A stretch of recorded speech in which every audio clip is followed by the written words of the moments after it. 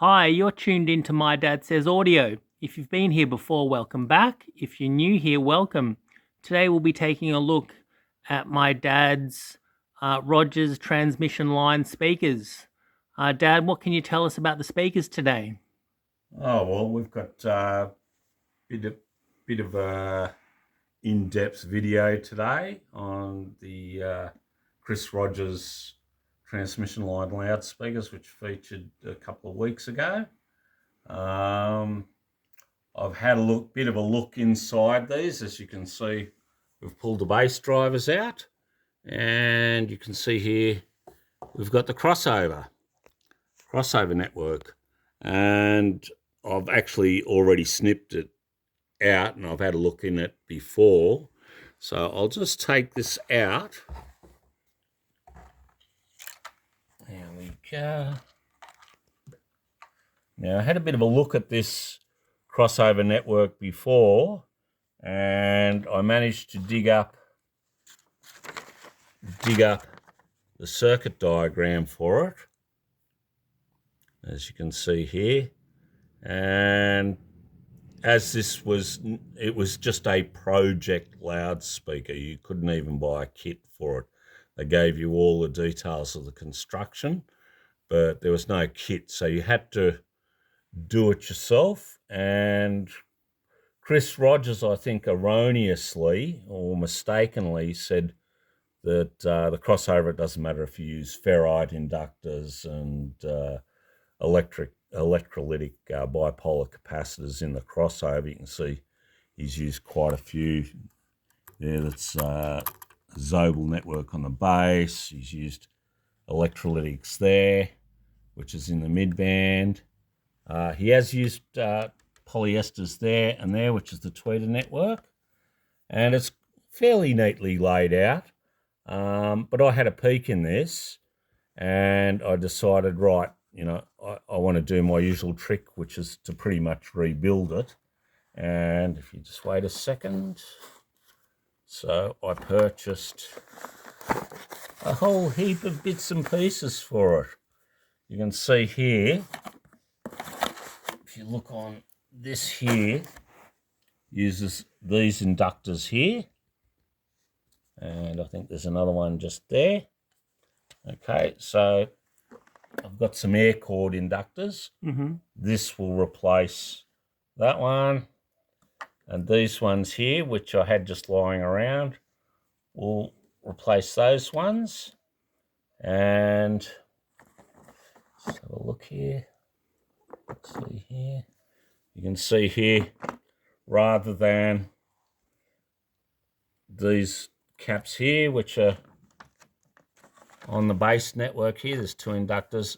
That cap there is these ones here. However, I've gone and bought these, which are 250 volts plastic cap, which will replace those. Essentially, I'm going to rebuild this completely, utilising all these bits and pieces. You can see, for instance, I've got these, although they're branded Angelina, they're actually Solons, 630 volt Solons. And I've got a whole collection of them there to make up the values. And you can see here, I've got some more polyprope caps. I'll use these, which replace those polyesters there. The polyester's actually quite decent, but they will sound a little bit better. And also there's two resistors for balancing the tweeter and mid-range unit. You can see there. They will be inductive, those resistors, whereas these ones aren't. They're non-inductive. So the actual resistive element is counterwound. It winds around one way and then it winds around the other way, which cancels the inductance. Anyway, we thought we'd show you this because one good thing I will say is they've actually thought about the orientation of the inductors somewhat. None of them have the same orientation. Normally with inductors, if you've got I'll just show you here with this. When you're laying out a crossover, if you've got two coils laid in the same position, you'll get signal induced from one into the other. The way you get around that is you orient them like so or like so. Really, you've only got three choices before you're back to the same way. So you can see here that they've got that one standing up. They've got that one standing up as well, but it's pointing in that direction. Whereas these two are oriented the same, so there will be a small amount of coupling there. So I'm going to try and maximize both spacing and orientation.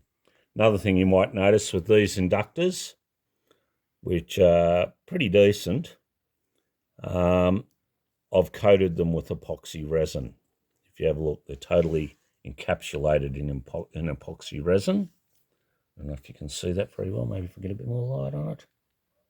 Yeah, no, that's pretty good. You can see it even without the light. It looks good. Yeah, because that helps stops microphony. I'll be doing a bit the same on that, and that one there. This one already seems to have a bit of epoxy on it, so I probably won't have to do that. Another thing I noticed is, I think we can see, let's see if we can get a picture of, can you see the corrosion just there? Move the light for one sec. The grain. The grain? Yeah. Yeah, that's not texture or indelible marker. That is actual corrosion, so that's quite undesirable. If you go and look at our other videos, you'll see that we did one of our videos was on cheap solid core loudspeaker cable. I'll rewire this, the actual cabinet itself. If you look inside, the cabinet's actually quite well made. If you look up the back there, a little bit hard to see, but that there is long-haired wool. Yeah, move the light for a sec. With a net. Yeah. You can see it. Yeah, that's perfect. It's perfect. Yeah. Yeah.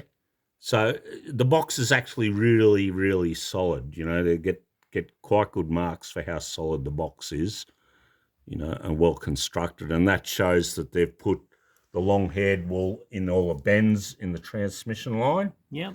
So there's really nothing to do as far as the actual box goes.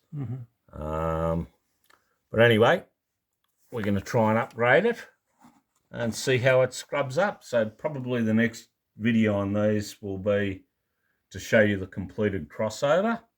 Yeah. And thereafter, the listening test. Looking forward to it. Looks pretty neat. Yep.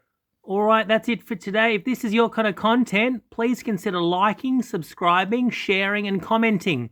All right, guys, hope you enjoyed the video. Until next time, have a good one. Bye.